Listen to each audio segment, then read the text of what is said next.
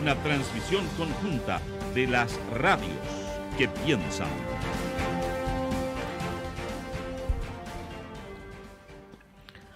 Bien, hablando de seguridad, uno de los temas que ocupaba la agenda cuando no surgen algunas de estas otras noticias, normalmente en ciertos medios de comunicación se hace referencia a la situación, ¿no es cierto?, en el territorio mapuche y cómo las normas de seguridad o como los mecanismos, ¿no es cierto?, de seguridad están operando en ese lugar.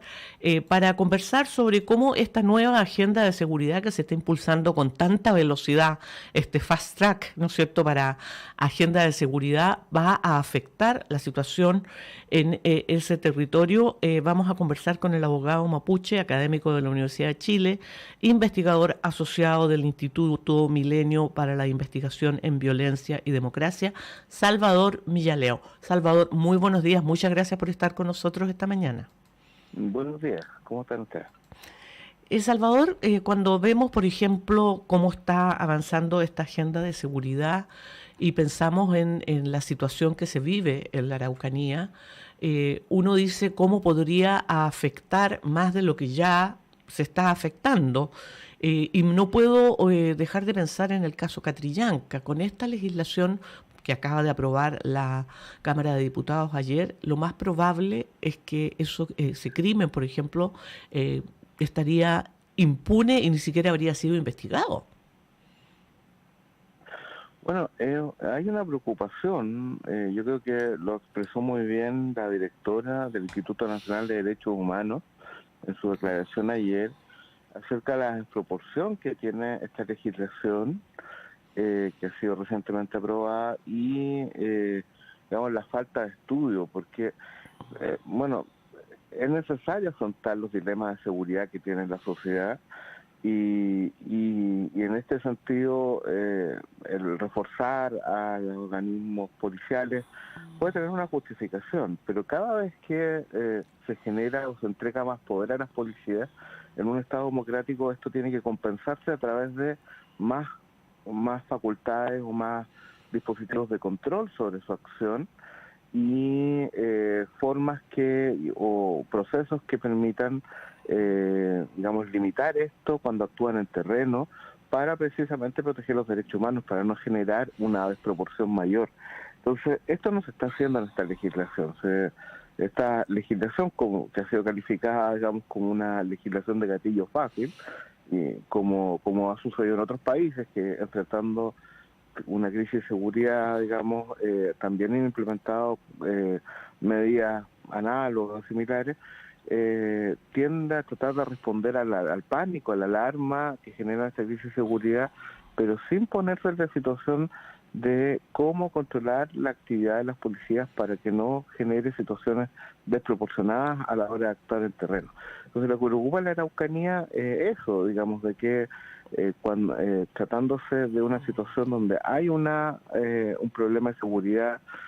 hace mucho tiempo, la situación de estas leyes puedan generar situaciones donde la policía actúe proporcionadamente pero sin control, y con ello, digamos, generen situaciones como las de Catrillanca o cualquier otra situación donde no estén enfrentando realmente a grupos violentos, sino que estén enfrentando a personas que estaban ahí, digamos, al pasar, cometen un error de juicio, como en el caso de Catrillanca, hay una acción dolosa frente a una persona que estaba pasando ahí con su tractor, o enfrentando una situación de una protesta legítima, ellos generen acciones de violencia institucional desproporcionada y con ello generen una situación de crispación, de conmoción en la región que no deberían hacer. Y eso hemos tenido casos. Recién estuvimos, no en la Araucanía, sino más al sur, este tema de las protestas por la central Pilmaiquén y las centrales que están construyendo en torno a ese sistema fluvial, y donde hubo una lesión ocular bastante grave, una situación de protesta. No estamos hablando de una confrontación con grupos armados. Entonces, ese son los temores que hay, de que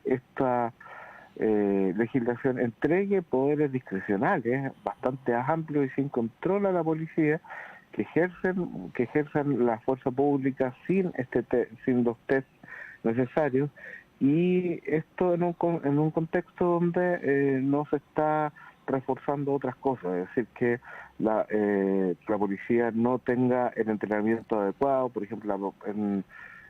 o que el personal no tenga el entrenamiento adecuado. Vemos que hay una situación de estado de obstrucción de la Araucanía en este contexto, que estas facultades puedan ejercerse de una manera completamente fuera de control. Uh-huh. Profesor, efectivamente, una de las medidas o que quizás hubiesen servido para atenuar un poco las inquietudes en torno a este tema era que se concretara finalmente esta reforma Carabineros que se propuso incluso en la época de campaña y que durante el primer año de gobierno no hubo, por lo menos, intención o chance por parte del Ejecutivo para poder empujarla. Hoy en día hablar de reforma Carabineros casi que es hablar en contra de la institución o estar a favor del crimen organizado. ¿Se perdió una oportunidad en esa dirección para haber concretado eso, tomando en cuenta el historial que ha tenido la policía uniformada en los últimos años? Yo creo que esto corresponde a una visión bastante cortoplacista de los actores que están comprometidos con la agenda de seguridad. La agenda de seguridad siempre tiene que ser un desafío nacional, donde todos estén involucrados para generar seriamente medidas que no solo refuercen a las policías, generen mejores condiciones de seguridad en todas sus dimensiones. Lo que está ocurriendo en estos casos, como en esta situación donde la reforma Carabineros no avanza, no se ven modificaciones que mejoren las mismas competencias de Carabineros, de la policía en general, en materia de seguridad. Lo que sucede es que los actores ceden a una tentación populista, generan estas leyes que se han llamado gatillo fácil, no establecen los controles necesarios, no establecen las modificaciones en la organización de las policías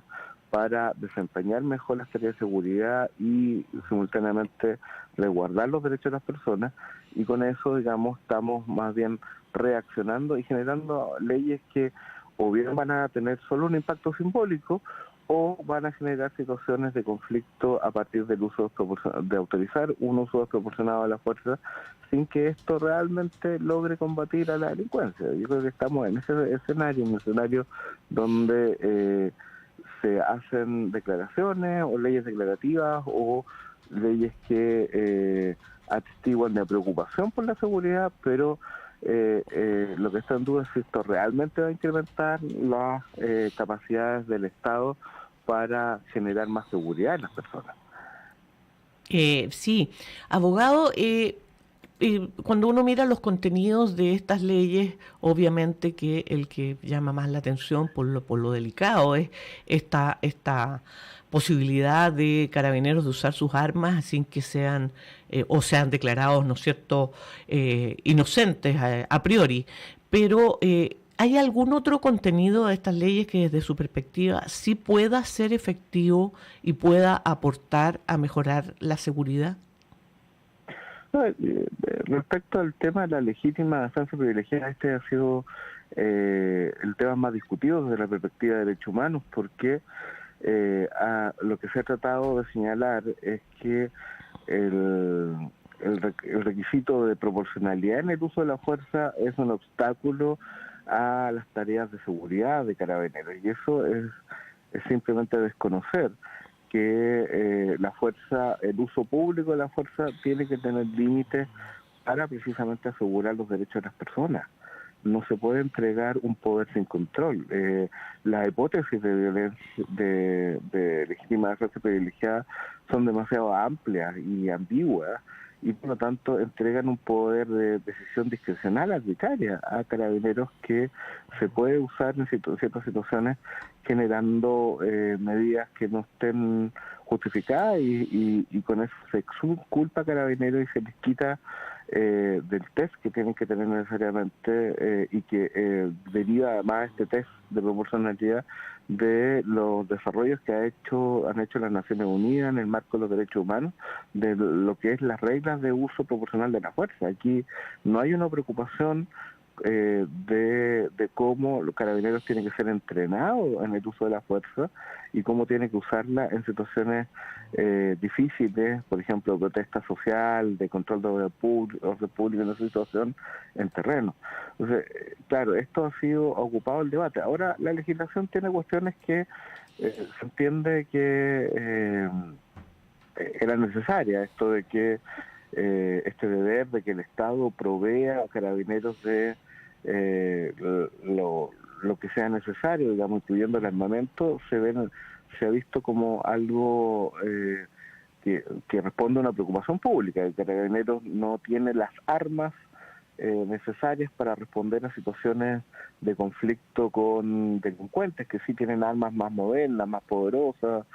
Esto es algo que yo creo que es positivo, pero que tendría que ser balanceado con reglas de uso de la fuerza. O sea, es importante que Carabineros lleve las armas con que pueda repeler efectivamente en un enfrentamiento con delincuentes, en un delito flagrante, por ejemplo, pero tiene esto que estar compensado por reglas estrictas y explícitas que regulen cómo usar esas armas más efectivas que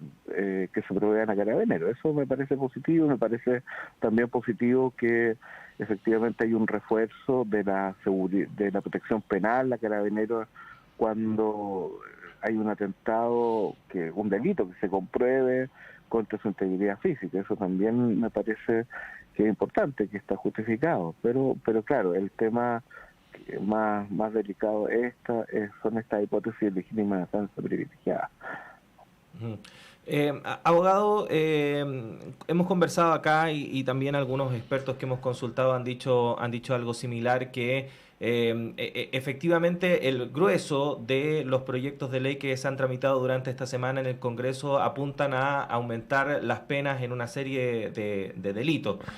Pero los delincuentes o el crimen organizado, cuando actúa, no está haciendo cálculos de si cometo esto voy a recibir tal cantidad de años o voy a tener beneficios a los tantos años, etcétera, sino que actúa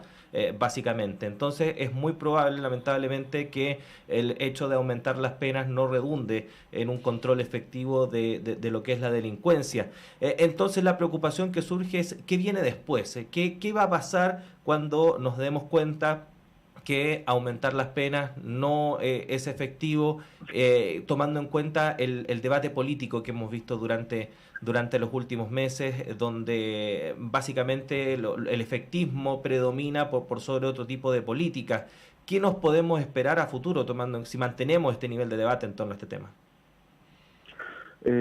Bueno, yo creo que eso es tremendamente cierto. Este tipo de proyectos, siempre, en la medida que aumenta penas en ciertas situaciones, cree que con eso ya está haciendo algo para disminuir la delincuencia, cuando efectivamente en las situaciones de criminalidad compleja, donde hay órganos de poder, hay bandas que atacan a las personas, digamos, que amenazan, digamos, con una violencia no vista antes a las personas, la delincuencia,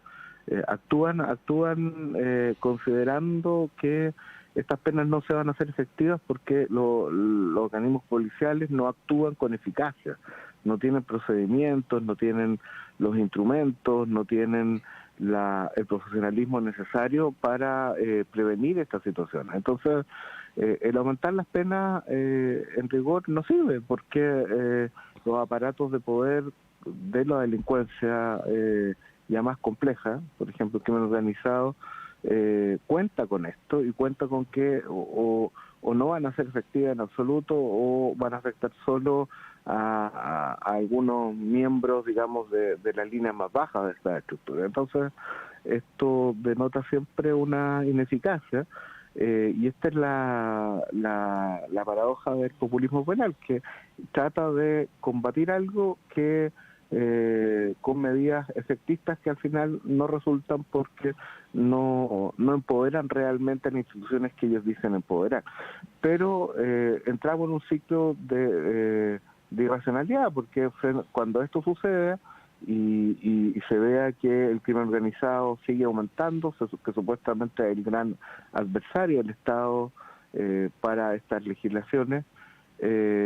van a pedir más medidas que hagan lo mismo, que aumenten las penas, que relajen los controles de carabineros, y estas a su vez no van a producir el resultado, y vamos a seguir distrayendo la atención a las medidas de seguridad que realmente tendrían que llevarse a cabo, y a incrementar la legitimidad social de las policías. Con estas medidas lo que se está haciendo a largo plazo es generar situaciones en las cuales se comprometa la legitimidad de las policías, y tendría efectivamente que seguirse trabajando en una reforma policial que tenga ese horizonte, que se incremente el control, pero con el objetivo de que hay un apoyo transversal, un apoyo profundo de la población a las policías, no ciegos, sino por la confianza que tendríamos que ellos efectivamente respeten los derechos de las personas y que estén comprometidos en proteger los derechos de las personas frente a la delincuencia. Yo creo que eso no se está haciendo, y en la medida que sigamos con este populismo penal desenfrenado, vamos a tener más y más medidas legislativas de este tipo que van a distraer mucho los esfuerzos en lugar de medidas que sean más eficaces en lograr estos objetivos de combatir la delincuencia, y en particular la delincuencia más compleja. Efectivamente, nos quedan solo 2 minutos, abogado, pero no puedo dejar de preguntarle, más allá de las policías, porque cuando estamos hablando de crimen organizado, hay otros aspectos que hay que mejorar y que no tienen que ver solo con las atribuciones policiales.